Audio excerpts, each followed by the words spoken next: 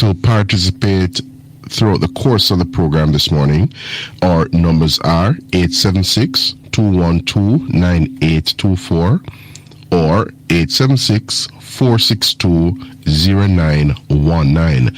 We also stream live at newstalk93fm.net. To listen on your smartphones and devices, please go to the App Store or the Play Store and download Newstalk 93FM's app. We're also across social media platforms. On Instagram, Facebook, and TikTok, we are at Newstalk 93FM, and on Twitter, formerly Twitter, we are at news_93FM. To advertise with us, please call our sales agents at 876-427-9955, and you may also email our sales department at newstalk93fmsales@gmail.com. In terms of the lineup this morning, my opening commentary comes up in a moment, and at 9:35 thereabout, we will seek to join Richard Troop. Mr. Richard Troop is the Director of Safety and Security in the Ministry of Education, Youth and Information. We'll speak with him consequent on this past Monday's rollout of the much vaunted rural school bus system. And we'll take your calls throughout the program. Just reminding you of the numbers, listeners, 876-212-9824, and there's also 876-462-0919. A week ago, Jamaica would have been in the throes of its 19th general elections since universal adult suffrage in 1944. The two major political parties, the governing Jamaica Labour Party and the opposition PNP, would have been mobilized across the country, pulling out votes and seeking to get persons to the respective polling stations to cast their votes. And whenever you have election day, people look on keenly to election night, of course. The results watch. And to the extent that the general elections were keenly contested, you get the clear sense that both the governing Jamaica Labour Party, in terms of its supporters, and the opposition PNP were pretty upbeat, pretty enthused, and gunning for victory. But as you know, like in so many things in life, there can only be one winner. And so, consequent on the 19th general elections in Jamaica, the victors on the night, as is the case at present, as corroborated and affirmed by the Electoral Office of Jamaica, the EOJ, the governing Jamaica Labour Party, the incumbents, attained a majority of the votes in 35 of the constituencies, whereas the PNP attained a majority of the votes in some 28 of the constituencies. On election night, it was 34-29, but alas, we had a man who is being described, certainly across social media platforms, as a one-day MP. He would have attended upon the PNP's Old Hope Road headquarters last Wednesday night, being heralded and celebrated as the victor in Kingston Central. But alas, when the final votes, the final count rather, would have been undertaken by the returning officer, it is the JLP's Donovan Williams who was declared the winner, having attained a majority of the votes. So poor Steve McGregor had a brief taste of victory when they attended upon their platform, their stage at Old Hope Road to concede defeat, to concede the elections. They were hailing the newly elected MPs, with, of course, Dayton Campbell being one of them. And Steve McGregor at the time would have been celebrated as being one of them. But as the tale of the tape would have it, that was a short-lived taste of victory for the embattled Steve McGregor, former top cop here in Jamaica. There is every indication that last Wednesday's election was the most consequential of our times. In more ways than one, it was the most important. By any measure, whether anecdotally or certainly by way of empirical and objective reality, Jamaica is at a serious crossroads.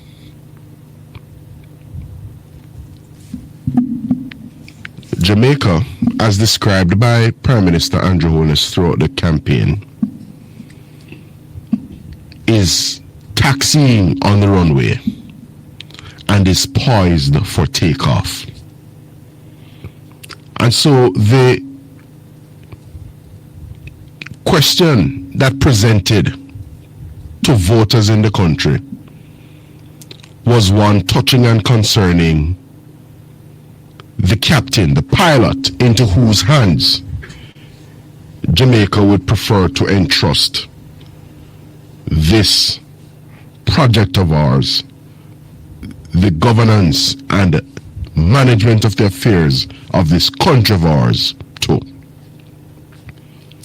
There was the incumbent Andrew Holness on the one hand, and then there was Mark Golding, the man some call Marky G, on the other hand. Yeah? In Andrew Holness, Jamaica has a proven performer, a safe pair of hands, an experienced, adept, competent, and capable national leader. In Mark Golding, Jamaica was presented with someone who was winging it, making it up as he went along.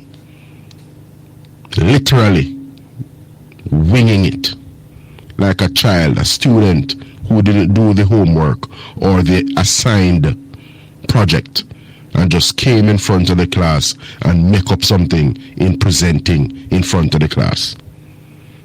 Just winging it. I'll give you an example. How do you go into an election where you held your cards to your chest for months and years, saying you are not going to espouse your ideas, your plans for the country to the electorate and to the people of Jamaica because you do not want your political opponents to steal your ideas? Yet, you came with what you called your manifesto, which in my view was just a grand wish list of items the PNP jotted on paper, which simply reflected and represented some of the pain points, yeah, that the population had. Just a collation of things that they think they could exploit. So you came with your manifesto and you dangled the carrot. No tax, no income tax on overtime work and all kinds of carrots that you dangled. And it was at the 11th hour that you came with another. So you had Manifesto 1 and Manifesto 2. your substantive manifesto in the first instance, your so-called Mission Jamaica Love, and then you came subsequent to that with what you dubbed your manifesto light. Whether it is a light manifesto or manifesto diet, whatever it is, about your manifesto light. And it was at the 11th hour that you came with your little slick trick of your 3.5, your proposed 3.5 million income tax threshold. If you are a political party in opposition seeking to be taken seriously and seeking to win office, how and why would you come to the public with such a fundamental and deep in terms of impact and reach proposal, as was the case with your income tax proposal, not income tax, your income tax threshold proposal, and you came with it at the 11th hour? What can go so? You expect it to be taken seriously. Well, elections have consequences,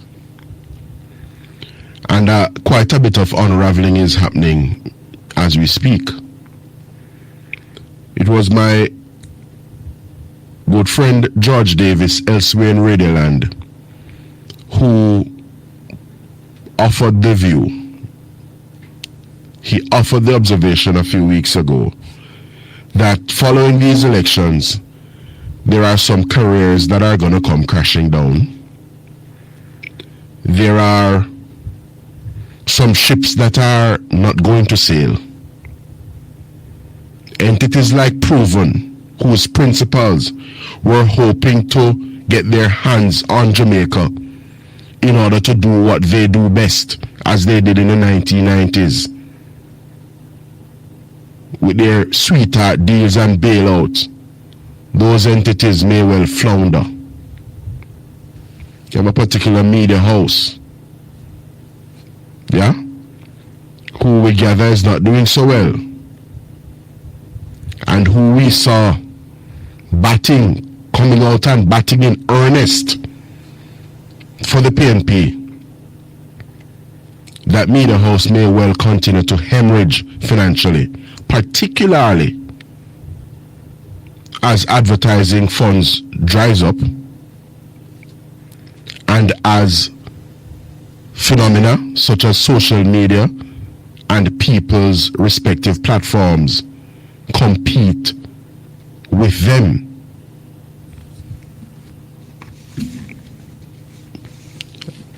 A number of people were looking out for appointments, ambassadorships, board appointments, public body appointments. I gather one particular SSP was looking forward to being minted as the new commissioner of police. Yeah? So with a PNP win, it is alleged that Dr. Kevin Blake would have been jettisoned as our police commissioner. Imagine that. The very successful and venerable, hard-working and diligent commissioner of police, the man who has been superintending our 42% reduction in murders since the start of this year, is a man who was marked, as it were, for removal as police commissioner in favor of such man.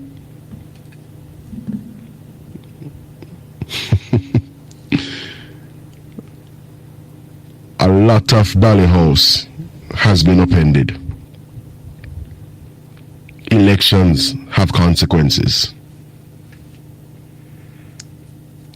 A lot of pots that were being put on fire will have to be taken off file.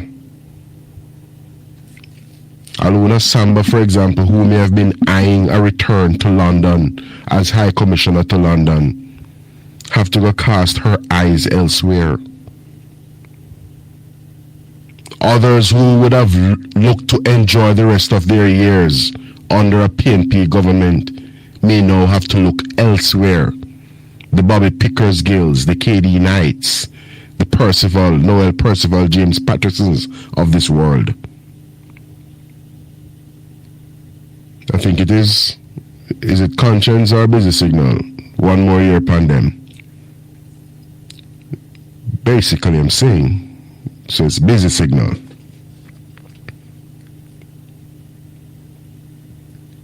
When you consider the term of office where politics is concerned, it's not one more year upon them, it's 5 more years upon them.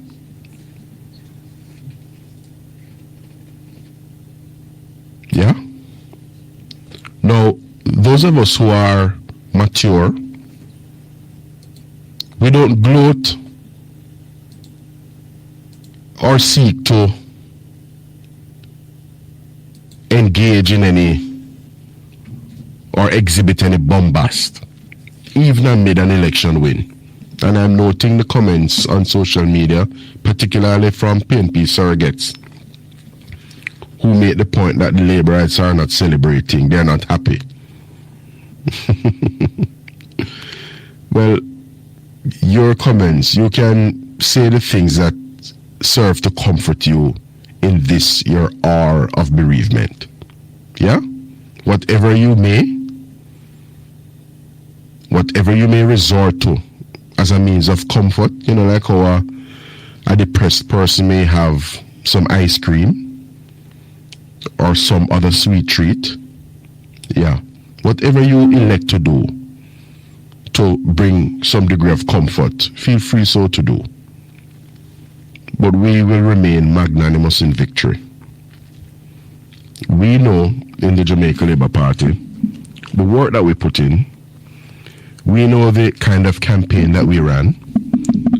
We know the directives, the plans we worked to, and what the Prime Minister, as our party leader and head of operations, superintended.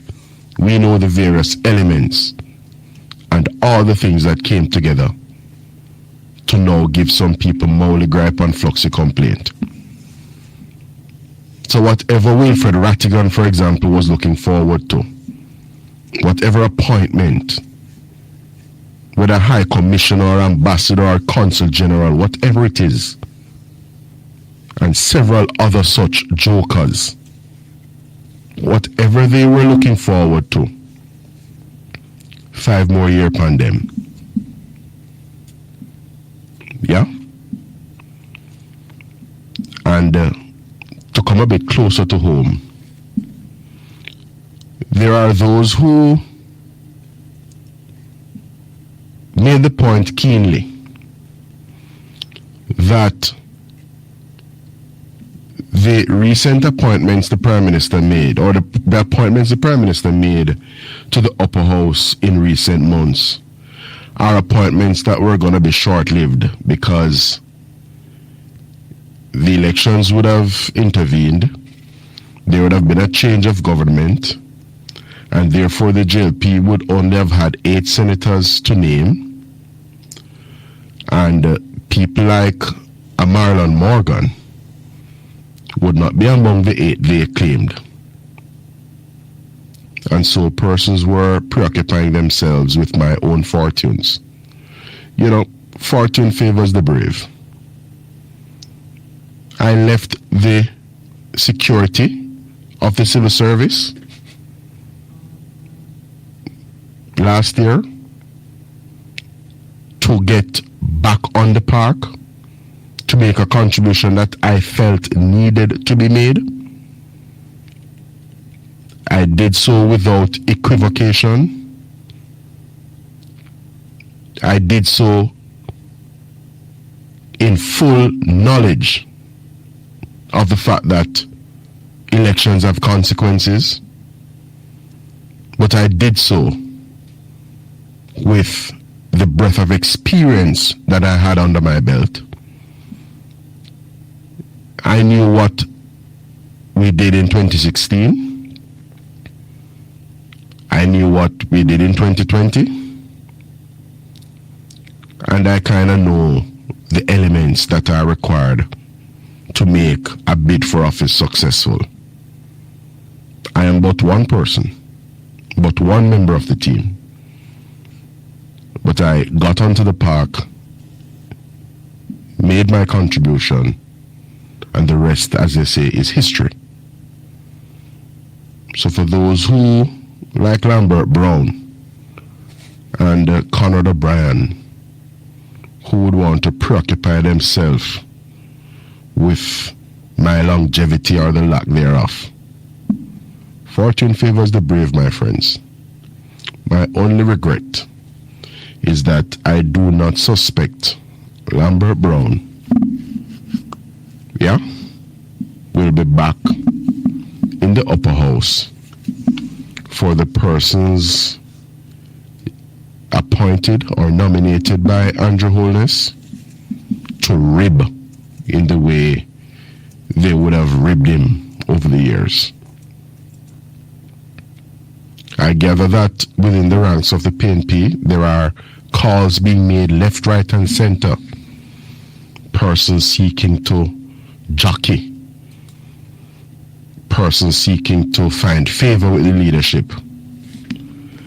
And being appointed as opposition senators. We leave the commentary there for the moment. We will pick up throughout the program.